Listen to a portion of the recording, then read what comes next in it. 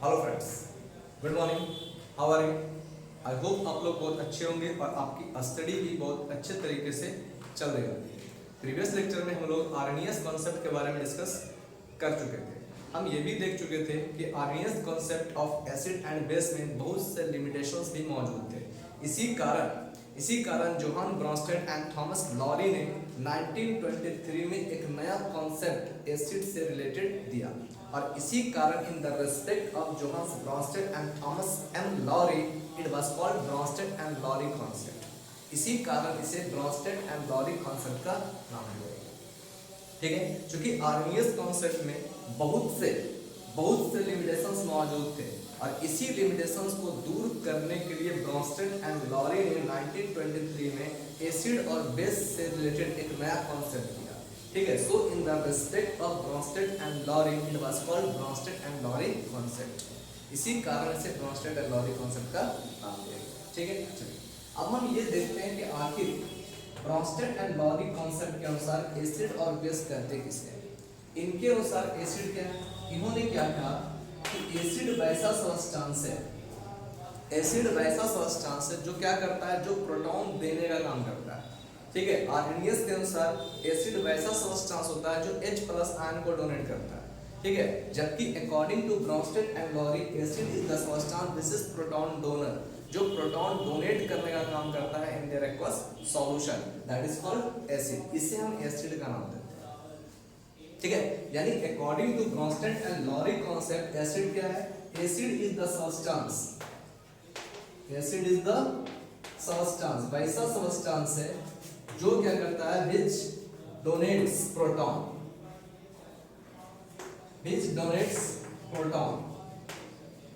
in their aqueous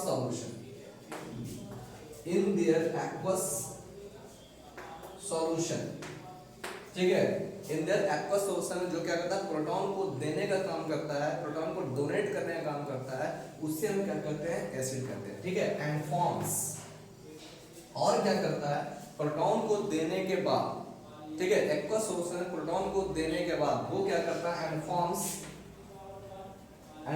A conjugate base, और क्या करता है, कंजुगेट बेस का फॉर्मेशन कर देता है। ठीक है, यानी हम कह सकते हैं यहाँ पर कि ब्रॉन्स्टेड और लॉरी कॉन्सेप्ट के अनुसार एसिड क्या है, एसिड वैसा सब्सटेंस है दिस इज प्रोटॉन डोनर, जो प्रोटॉन को डोनेट करने का काम करता है इन देयर एक्वस सॉल्यूशन, और प्रोटॉन को डोनेट करने के बाद वो क्या करता है, कंजुगेट बेस का फॉर्मेशन करता है, दैट इज कॉल्ड एसिड। उससे ही एसिड का नाम दिया गया, कॉल्ड एसिड। ठीक है, कॉल्ड एसिड। अब हम लोग कंजुगेट बेस के बारे में जानेंगे, लेकिन पहले इसके एग्जांपल से हम समझने की कोशिश करेंगे। ठीक है, तो पहले देख लीजिए कि according to Bronsted and Lowry acid किसे कहते हैं, कि एसिड वैसा सब्सटेंस है जो प्रोटॉन को डोनेट करता है इन देयर एक्वस सॉल्यूशन, और प्रोटॉन को डोनेट करने के बाद कंजुगेट बेस का फॉर्मेशन करता है। ठीक है, यानी according to definition we can say acid वैसा सब्सटेंस है जो क्या करता है, जो प्रोटॉन को डोनेट करने का काम करता है। ठीक है, ये क्या है, प्रोटॉन को डोनेट करता है। अब प्रोटॉन को डोनेट करने के बाद वो क्या करता है, कंजुगेट बेस का फॉर्मेशन करता है,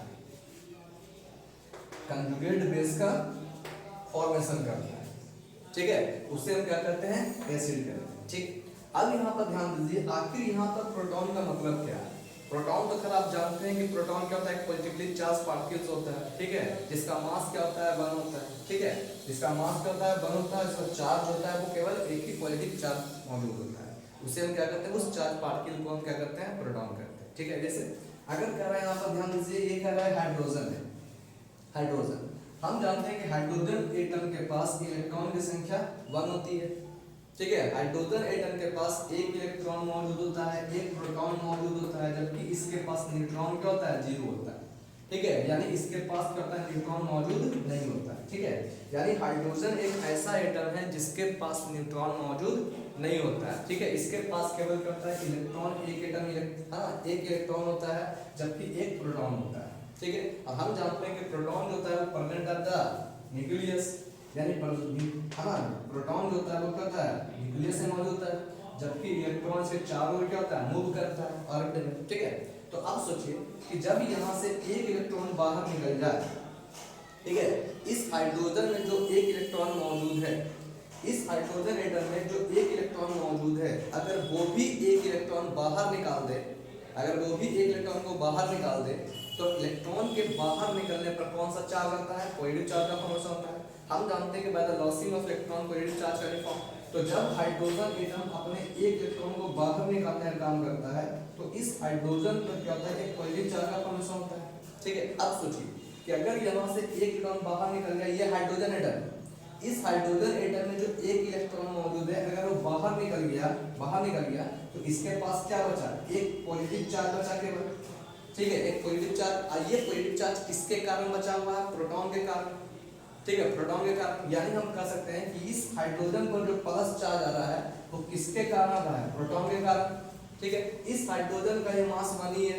इस पर भी चार्ज 1 ही है, इसलिए कहा था यहाँ पर ये जो प्रोटॉन होता है, ये जो प्रोटॉन है, इसी प्रोटॉन को हम क्या करते हैं, H+ से इंडिकेट करते हैं, ठीक है। यानी ये जो H+ है, ये क्या है, प्रोटॉन को इंडिकेट करता है, ठीक है। तो अब हम समझ सकते हैं, यानी ये जो प्रोटॉन लिखा हुआ है, इस प्रोटॉन के प्लेस पर हम H+ पुट कर सकते हैं, ठीक है। अब आप ये समझ चुके हैं, चूंकि ये हाइड्रोजन एटम है, यहाँ से इस हाइड्रोजन एटम से एक इलेक्ट्रॉन अगर बाहर निकलेगा तो इस हाइड्रोजन एटम पे क्या करेगा, प्लस चार्ज आएगा, ठीक है। अब ये प्लस चार्ज किस कारण आया, क्योंकि हम जानते हैं यहाँ पर कि इसके पास एक ही प्रोटॉन है, एक इलेक्ट्रॉन है, एक इलेक्ट्रॉन निकल गया तो एक प्रोटॉन बचा। अब प्रोटॉन का पॉजिटिव चार्ज होता है, इसी पॉजिटिव चार्ज के कारण इस हाइड्रोजन एटम पर क्या होता है, पॉजिटिव चार्ज मौजूद रहता है, ठीक है। क्योंकि हम प्रोटॉन की संख्या क्या है, एक ही है, इसी का इस पर क्या होता है, एक पॉजिटिव चार्ज मौजूद होता है, ठीक है, एक पॉजिटिव चार्ज मौजूद होता है, ठीक है। क्यों, क्योंकि इसके पास एक प्रोटॉन ज्यादा है, ठीक है, एक प्रोटॉन रिमेनिंग बच जाता है, ठीक है। इसी कारण कह रहा है कि इस प्रोटॉन को हम क्या करते हैं, H+ से इंडिकेट करते हैं, है ना, H+ से इंडिकेट करते हैं। अब सोचिए, तो अगर कह रहा है कि एसिड से अगर एक प्रोटॉन को बाहर निकाल दिया जाए, एसिड क्या करता है, प्रोटॉन को डोनेट करता है। अगर एसिड एक प्रोटॉन को बाहर निकाल दे, ठीक है, बाहर निकाल दे, तो क्या होता है, एक कंजुगेट बेस का फॉर्मेशन करता है, ठीक है, इन देयर एक्वा सॉल्यूशन, ठीक है। तो जो सब्सटेंस अपने प्रोटॉन को डोनेट करता है इन देयर एक्वा सॉल्यूशन, और डोनेट करने के बाद कंजुगेट बेस का फॉर्मेशन कर देता है, उसे इन्होंने क्या कहा, एसिड का नाम दिया, ठीक है। उससे ही हम क्या करते हैं, ब्रोंस्टेड एंड लॉरिक एसिड का नाम देते हैं, ठीक है। Hence we can say acid एक प्रोटॉन को क्या कर रहा है, डोनेट कर रहा है, प्रोटॉन का मतलब H+, तो एक प्रोटॉन को क्या करता है, डोनेट करता है, डोनेट करने के बाद ये क्या बनाता है, कंजुगेट बेस का फॉर्मेशन करता है, कंजुगेट बेस का फॉर्मेशन करता है, ठीक है। हेंस वी कैन से हम कह सकते हैं कि एसिड का, हाँ, एसिड इज इक्वल टू क्या हो जाएगा, कंजुगेट बेस और प्लस क्या हो जाएगा, H+, ठीक है ना। यानी अगर हमें एसिड को कैलकुलेट करना है तो कंजुगेट में क्या करना पड़ेगा, कंजुगेट बेस में H+ को ऐड कर लेंगे, या एसिड से अगर हम H+ बाहर निकाल देंगे तो क्या बन जाएगा, कंजुगेट बेस बन जाएगा, ठीक है। अभी हम कंजुगेट बेस और कंजुगेट एसिड के बारे में डिस्कस करेंगे, लेकिन पहले हम ये जानेंगे कि आखिर एसिड और बेस कहते हैं किसे, ठीक है। तो अब ये समझ चुके होंगे कि अकॉर्डिंग टू ब्रोंस्टेड एंड लॉरिक एसिड किसे कहते हैं, ठीक है। अब इसका कुछ एग्जांपल से हम इसे समझने की कोशिश करते हैं, ठीक है। जैसे एग्जांपल,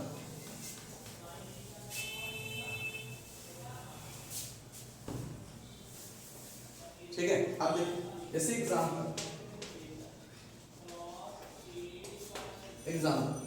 ये लिखा हुआ है H2SO4 in their aqueous solution में। अब कह रहा है, हम जानते हैं कि ये H2SO4 अपने एक्वस सॉल्यूशन में क्या होता है, ये डिसोसिएट करेगा, डिसोसिएट करने के बाद ये क्या होता है, 2 प्रोटॉन को डोनेट करता है, ये क्या करता है, 2 प्रोटॉन को डोनेट करता है, डोनेट करने के बाद, ठीक है, ये क्या करता है, अपने एक्वस सॉल्यूशन में क्या करता है, 2 प्रोटॉन का फॉर्मेशन, है ना, 2 प्रोटॉन को डोनेट करता है, ठीक है।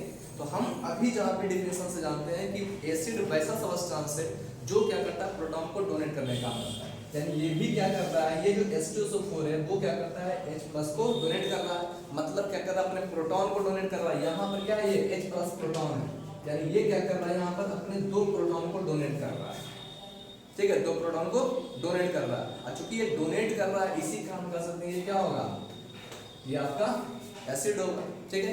इसी काम का ये H2SO4 क्या होता है, एसिड होता है, ठीक है।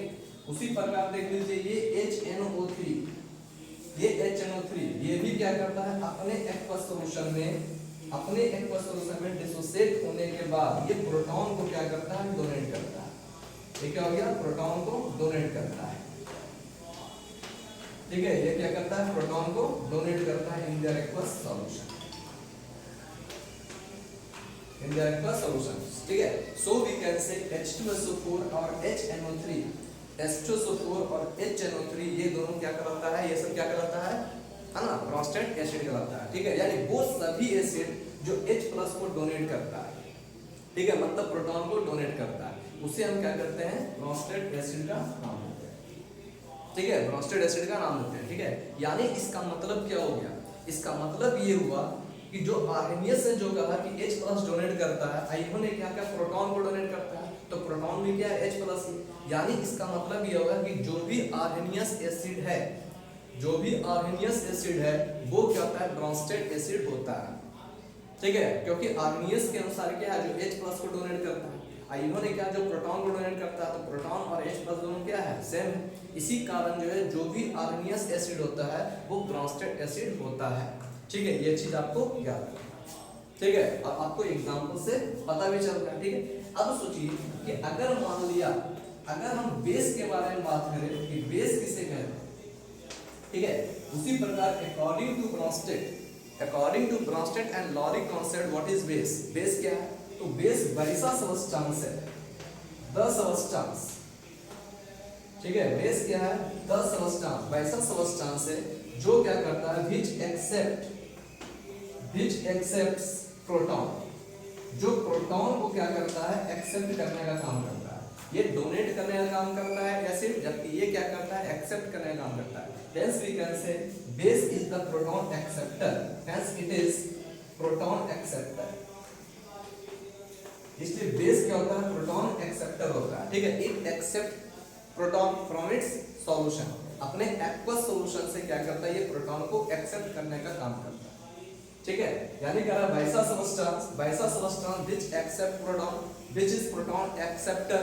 ठीक है दैट इज कॉल्ड बेस उससे हम क्या करते हैं बेस का फॉर्मेशन करते हैं। ठीक है in their aqueous solution and forms conjugate acid और क्या करता है ये कंजुगेट एसिड का फॉर्मेशन करता है।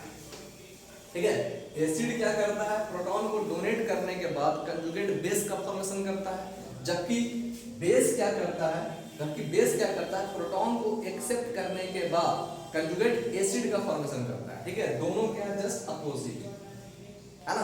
तो हम कह सकते हैं according to Bronsted and Lowry base किसे कहते हैं वैसा सब्सटेंस होता है जो प्रोटॉन एक्सेप्टर होता है और प्रोटॉन को एक्सेप्ट करने के बाद ये कंजुगेट एसिड का फॉर्मेशन करता है उसे हम क्या करते हैं बेस का नाम देते हैं। ठीक है जैसे एग्जांपल देखते हैं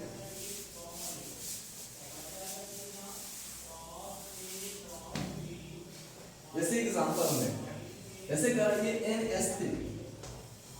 NH3 हम जानते हैं यहाँ पर कि ये NH3 ये बेसिक नेचर शो करता है जिसे आर्हेनियस जो है इसे हम एक्सप्लेन नहीं कर पाया। आर्हेनियस के अनुसार हम जानते हैं कि बेस उसे कहते हैं जो OH- आयन को डोनेट करता है। ठीक है दिस कंटेन OH- आयन। ठीक है उसको हम क्या करते हैं बेस का नाम देते हैं। ठीक है लेकिन हम जानते हैं कि ये भी बेसिक कैरेक्टर शो करता है लेकिन Arrhenius was unable to explain it is the basic nature. ठीक है यानी इसके बेसिक नेचर को वो शो नहीं कर पाए। ठीक है he was unable to explain about the nature of NH3। ठीक है लेकिन इनके अनुसार ब्रोंस्टेड के अनुसार बेस वैसा सब्सटेंस जो क्या करता है H+ को एक्सेप्ट करता है मतलब प्रोटॉन को एक्सेप्ट करता है। ये प्रोटॉन को एक्सेप्ट करने के बाद क्या बनाते हैं NH4+ यानी अमोनियम आयन का फॉर्मेशन करता है। ठीक है तो हम जानते हैं according to Bronsted and Lowry base is the substance this is proton acceptor जो प्रोटॉन को क्या करता है एक्सेप्ट करता है। ठीक है अब प्रोटॉन को एक्सेप्ट करने के बाद वो क्या बनाता है NH4+ का फॉर्मेशन करता है NH4+ का फॉर्मेशन करता है। अब ये NH4+ का फॉर्मेशन मतलब सोचिए यहाँ पर क्या है ये आपका क्या कर रहा है H+ को एक्सेप्ट कर रहा है मतलब क्या होगा ये बेस होगा। ठीक है और एक्सेप्ट करने के बाद क्या कहा जाता है कि जब ये H+ को मतलब प्रोटॉन को एक्सेप्ट कर लेता है तो एक्सेप्ट करने के बाद कंजुगेट एसिड का फॉर्मेशन करता है यानी इसका मतलब क्या होगा ये कंजुगेट एसिड होगा। ठीक है, ये क्या होगा, कंजुगेट एसिड होगा। यानी इस NH3 का इस बेस का कंजुगेट एसिड कौन होगा, NH4+ होगा। क्योंकि अकॉर्डिंग टू डिफिनेशन कहा जा रहा है यहाँ पे कि वैसा सब्सटेंस जो H+ को एक्सेप्ट करता है और एक्सेप्ट करने के बाद कंजुगेट एसिड का फॉर्मेशन करता है। ठीक है, hence we can say it is the conjugate acid of NH3। ये जो है आपका NH3 का कंजुगेट एसिड कहलाता है। ठीक है, तो ये क्या हो गया, कंजुगेट एसिड। इसलिए हम कहते हैं अकॉर्डिंग टू डिफिनेशन बेस वैसा सब्सटेंस है जो क्या करता है, प्रोटॉन को एक्सेप्ट करता है और एक्सेप्ट करने के बाद किसका फॉर्मेशन करता है, कंजुगेट एसिड का फॉर्मेशन करता है। कंजुगेट एसिड का फॉर्मेशन करता है। यानी अगर हमें कंजुगेट एसिड का फॉर्मेशन करना हो तो हमें कुछ नहीं करना है, उस बेस में हम क्या करेंगे, प्रोटॉन को ऐड कर देंगे, मतलब H+ को ऐड कर देंगे। ठीक है, अगर किसी बेस में अगर हम H+ को ऐड कर देंगे तो जो सब्सटेंस बनेगा वो क्या कहलाता है, कंजुगेट एसिड कहलाता है ऑफ दैट पार्टिकुलर बेस। ठीक है, उस बेस का वो क्या कहलाता है, कंजुगेट एसिड कहलाता है। ठीक है ना, तो यानी इसका मतलब क्या है, कंजुगेट एसिड को ऑब्टेन करने के लिए हमें क्या करना होगा, बेस में केवल H+ को ऐड करना पड़ेगा। ठीक है, मतलब प्रोटॉन को जोड़ देंगे। ठीक है, अगर एसिड से अगर हम H+ बाहर निकालेंगे तो उससे क्या बन जाएगा, कंजुगेट बेस बन जाएगा। ठीक है, तो इस तरह से हम कंजुगेट एसिड और कंजुगेट बेस का फॉर्मेशन कर सकते हैं। ठीक है, अभी इसके बाद हम देखेंगे कंजुगेट एसिड और बेस कहते किसे हैं और किस तरह से हम उसे, है ना, कैलकुलेट करेंगे, फाइंड आउट करेंगे कि कौन कंजुगेट एसिड है, कौन कंजुगेट बेस है। ठीक है, अभी केवल हमें ये जानना है कि आखिर बेस किसे कह रहे हैं according to Bronsted and Lowry. Base किसे कहते हैं, एसिड किसे कहते हैं। ठीक है, इतना तक आप लोग समझ चुके होंगे कि आखिर ब्रॉन्स्टेड एसिड किसे कहते हैं, ब्रॉन्स्टेड बेस किसे कहते हैं। ठीक है, चलिए अब देखिए कुछ और एग्जांपल लेते हैं, जैसे कर रहे हैं, यहाँ पर ध्यान दीजिए, ये आपका क्या हुआ है, HSO4-। अगर इसमें हम क्या करते हैं, ये H+ को, अगर ये H+ को ऐड करता है, मतलब ये प्रोटॉन को क्या करता है, ऐड करता है, एक्सेप्ट करता है, प्रोटॉन को एक्सेप्ट करने के बाद ये क्या बनाता है, H2SO4 बना देता है, H2SO4। यानी इसका मतलब क्या है, ये H2SO4 क्या होगा, इस बेस का, चूंकि ये H+ को एक्सेप्ट कर रहा है, प्रोटॉन को एक्सेप्ट कर रहा है, मतलब क्या होगा, ये बेस होगा, ये क्या होगा, बेस होगा। ठीक है, और चूंकि बेस H+ को एक्सेप्ट करके, प्रोटॉन को एक्सेप्ट करके जिस चीज का फॉर्मेशन करता है वो क्या कहलाता है, इसका कंजुगेट एसिड कहलाता है। यानी इसका मतलब क्या है, ये जो H2SO4 है ये क्या है, कंजुगेट एसिड है। ये क्या है, कंजुगेट एसिड है, किसका, तो HSO4- का। ठीक है, HSO4- का कंजुगेट एसिड कौन होगा, तो H2SO4 होगा। ठीक है, इस कंजुगेट बेस, इस बेस में हम क्या करेंगे, H+ को ऐड कर लेंगे।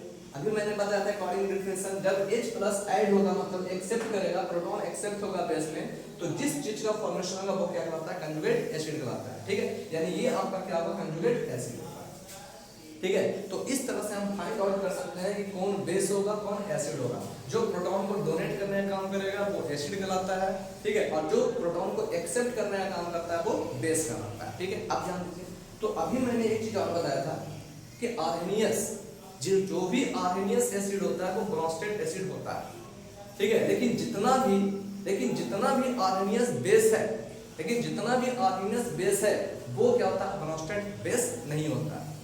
ठीक है, यानी जितना आर्हेनियस एसिड है वो ब्रॉन्स्टेड एसिड है, लेकिन जितना भी आर्हेनियस बेस है वो ब्रॉन्स्टेड बेस नहीं हो पाता है। क्यों नहीं होता है, यहाँ देखिए, हम जानते हैं NaOH, ये क्या है, आपका आर्हेनियस बेस है। क्यों बेस है, बिकॉज इट कंटेन OH-, क्योंकि इसमें हम जानते हैं OH- आयन मौजूद है।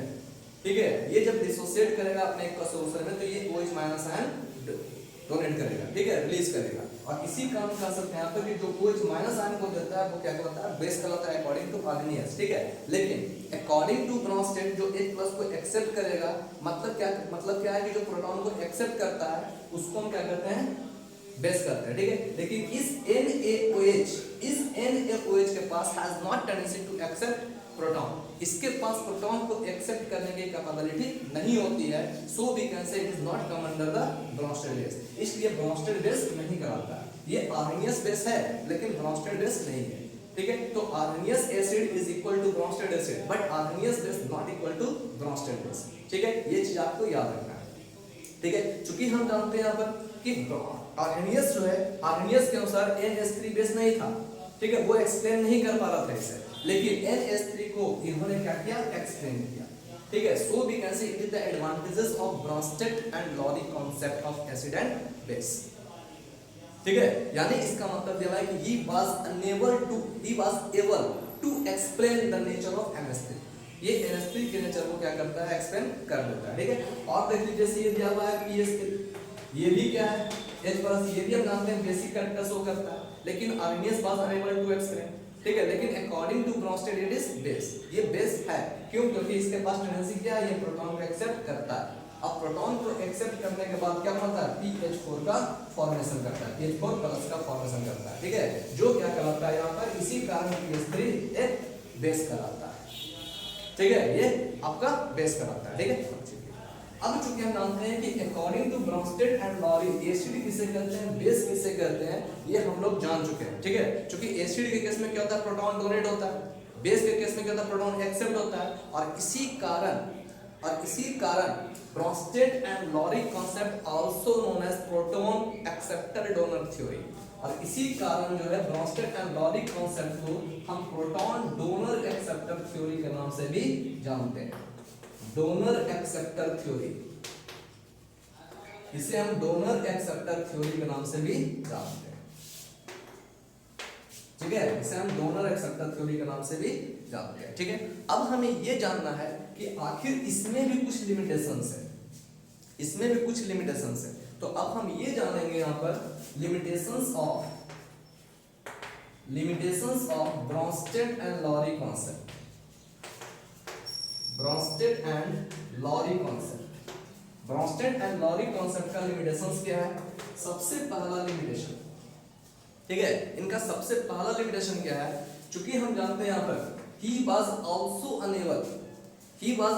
unable to explain about the acid base reaction। ठीक है, he was also unable to explain about the acid base reaction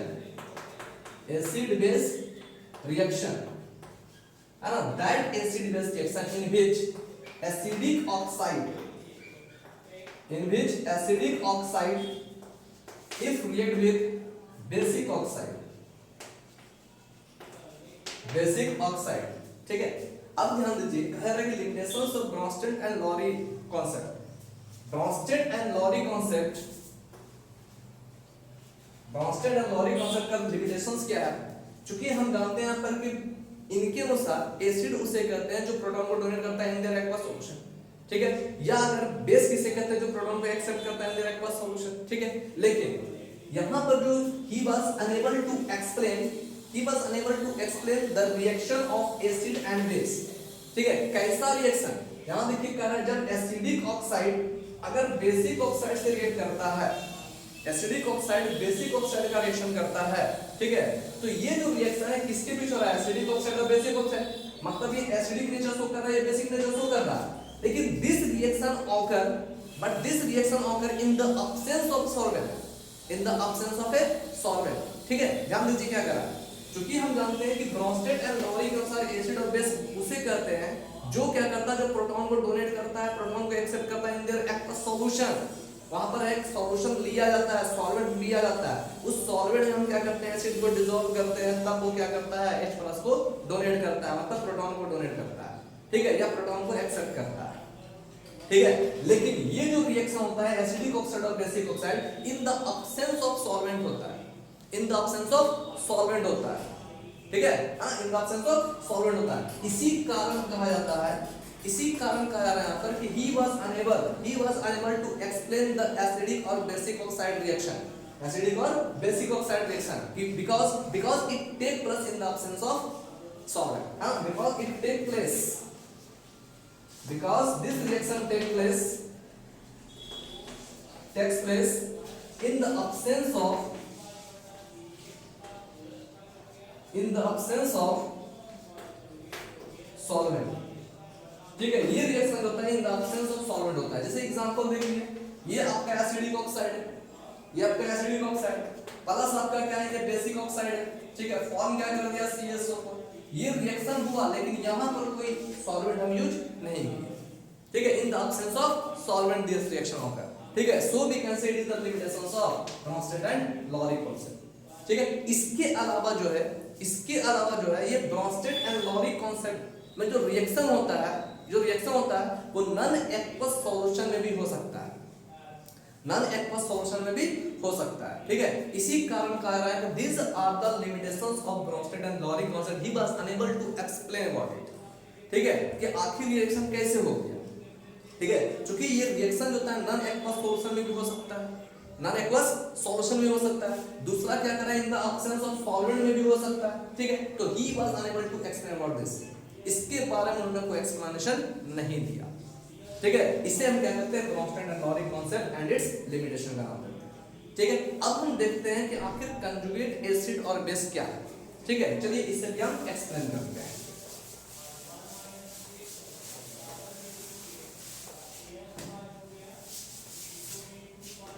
ठीक है, अब हमें जानना है conjugate acid and base. Conjugate acid and base, अब ये कंजुगेट एसिड बेस क्या है, ठीक है। ये आपका बहुत ही इंपॉर्टेंट टॉपिक है और इससे रिलेटेड क्वेश्चन जो आपके एग्जाम में पूछे जाते हैं। तो ये देखना है कंजुगेट एसिड बेस कैसे कहते हैं। तो ध्यान दीजिए, the pairs of acid and base, the pairs of acid and base which can be obtained by the pairs of acid and base। conjugate acid base क्या होता है, the pair of acid base का वैसा pair which can be obtained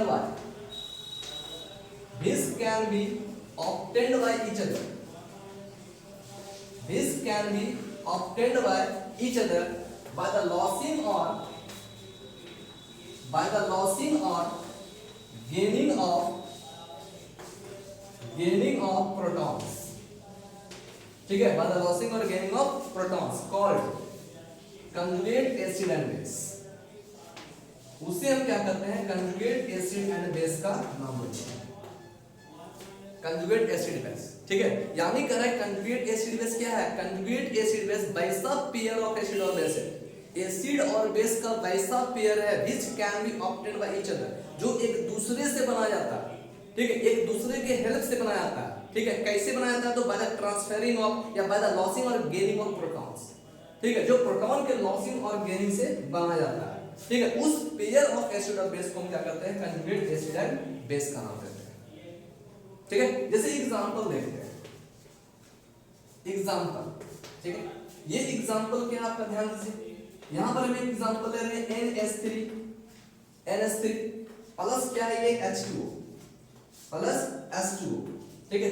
अब ये दोनों जो है आपस में जब रिएक्शन करता है तो बनाता क्या है यहाँ पर NH4 प्लस और प्लस क्या होता है OH माइनस, प्लस क्या होता है NH4 प्लस और OH माइनस आयन का फॉर्मेशन करता है, ठीक है। अब सोचिए ये NH3 से किस चीज का फॉर्मेशन हो रहा है NH4 प्लस का, ये H2O से किस चीज का फॉर्मेशन हो रहा है OH माइनस का, तो ध्यान दीजिए ये NH3 क्या कर रहा है H प्लस को ऐड कर रहा है, मतलब प्रोटॉन को ऐड कर रहा है, ठीक है, प्रोटॉन को एक्सेप्ट कर रहा है। जब ये प्रोटॉन को एक्सेप्ट कर रहा है, प्रोटॉन को एक्सेप्ट करने के बाद NH4 प्लस बनाया, इसका मतलब क्या है ये बेस कहलाता होगा, ठीक है, यानी ये बेसिक नेचर शो करता होगा। क्यों, क्योंकि ये क्या कर रहा है H प्लस को ऐड कर रहा है, और H प्लस को ऐड करने के बाद ये NH4 प्लस का फॉर्मेशन करता है। तो चूंकि यहाँ पर प्रोटॉन ऐड हो रहा है, प्रोटॉन एक्सेप्ट कर रहा है, इसके पास प्रोटॉन को एक्सेप्ट करने का कैपेसिटी है, ठीक है। तो हम जानते हैं कि वैसा substance this accept proton that is called the base, उसे बेस कहते हैं। यानी ये NH3 क्या होगा बेस होगा, ये NH3 क्या होगा बेस होगा, ठीक है। अब हम ये भी जानते हैं कि वैसा सब्सटेंस जो H प्लस को एक्सेप्ट करता है in the aqueous solution that is called base and can forms conjugate acid. तो इसका मतलब क्या है कि ये जो NH4 प्लस होगा, वो क्या होगा इस बेस का कंजुगेट एसिड कहलाता है, ये क्या कहलाता है कंजुगेट एसिड कहलाता है। ऐसा करें, ये आपका क्या हो गया कंजुगेट एसिड कहलाया, ठीक। अब कह रहा है कि इन केस ऑफ H2O, ये H2O से किस चीज का फॉर्मेशन हो रहा है OH माइनस, इसका मतलब क्या ये प्रोटॉन को डोनेट कर रहा है, यानी यहां पर क्या हो रहा है प्रोटॉन डोनेट हो रहा है। अब प्रोटॉन जब डोनेट करता है तो वैसा सब्सटेंस जो प्रोटॉन डोनेट करता है दैट इज कॉल्ड एसिड, इसे हम ब्रोंस्टेड एसिड का नाम देते हैं। और ब्रोंस्टेड एसिड अपने H+ को मतलब प्रोटॉन को डोनेट करने के बाद कंजुगेट बेस का फॉर्मेशन करता है, यानी इसका मतलब क्या है, ये जो OH- होगा वो क्या होगा, कंजुगेट बेस होगा। ये क्या होगा, कंजुगेट बेस होगा, ठीक है। यानी हम कह सकते हैं यहाँ पर कि ये जो H2 है वो एसिड के साथ बिहेव कर रहा है और ये जो OH- होगा वो क्या होगा, इसका कंजुगेट बेस होगा, ठीक है। So we can say OH- is the conjugate base of acid H2, ठीक है। उसी प्रकार यहाँ दिया हुआ है कि NH4+ is the conjugate acid of the particular base NH3, ठीक है। ये NH3 का कंजुगेट एसिड कौन कहलाएगा, NH4+ कहलाएगा, ठीक है। उसी प्रकार का इस एसिड H2O का कंजुगेट बेस कौन कहलाएगा, OH- आयन कहलाएगा, ठीक है। यानी अगर इसको हम बेस 1 कहें, इसको एसिड 2 कह रहे हैं, इसको हम क्या कर रहे हैं, बेस एसिड 2 है ना, एसिड 1, इसे हम एसिड 2 कर रहे हैं, इसको हम क्या कर रहे हैं, बेस सेकंड कर रहे हैं, ठीक है। यानी इसका मतलब क्या है, ये जो बेस है ये वाला 1 और 2 ये आपस में क्या कराएगा, कंजुगेट एसिड बेस कराएगा, ठीक है। ये आपका क्या होगा, बेस, ये आपका क्या होगा, एसिड। इसे हम क्या करते हैं, कंजुगेट एसिड बेस करते हैं, ठीक है। इसे हम क्या करते हैं, कंजुगेट एसिड बेस करते हैं, ठीक है। और ये आपका क्या कराएगा, कंजुगेट एसिड बेस कराता है, ठीक है। ये दोनों आपस में क्या कराएगा, कंजुगेट एसिड बेस कराएगा, ये आपका क्या कराएगा, कंजुगेट एसिड बेस कराएगा, ठीक है ना। यानी इससे क्या बनता है, इसके बेस से H+ को ऐड करने पर, प्रोटॉन को एक्सेप्ट करने पर क्या बनता है, कंजुगेट एसिड का फॉर्मेशन करता है, और ये प्रोटॉन को डोनेट करने के बाद कंजुगेट बेस का फॉर्मेशन करता है, ठीक है। तो ये दोनों आपस में क्या कहलाता है, ये दोनों आपस में कंजुगेट एसिड बेस कहलाता है, ये दोनों आपस में कंजुगेट बेस, और ये दोनों आपस में कंजुगेट एसिड बेस कहलाता है, ठीक है।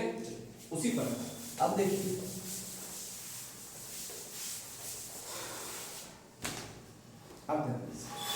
अगर हम यहाँ पर एक एग्जांपल और ले लें, NH4+ प्लस यहाँ पर CH3COO-, ठीक है। अब देख, अब क्या करता है, ये दोनों रिएक्शन करने पर किस चीज का फॉर्मेशन करता है, तो देखिए ये बनाता है आपका NH3 और प्लस क्या बना होता है, CH3COOH, CH3COOH। अब ध्यान, ये जो NH4+ है, ये NH4+ से NH3 का फॉर्मेशन हो रहा है, जबकि ये CH3COO- से CH3COOH का फॉर्मेशन हो रहा है, ठीक।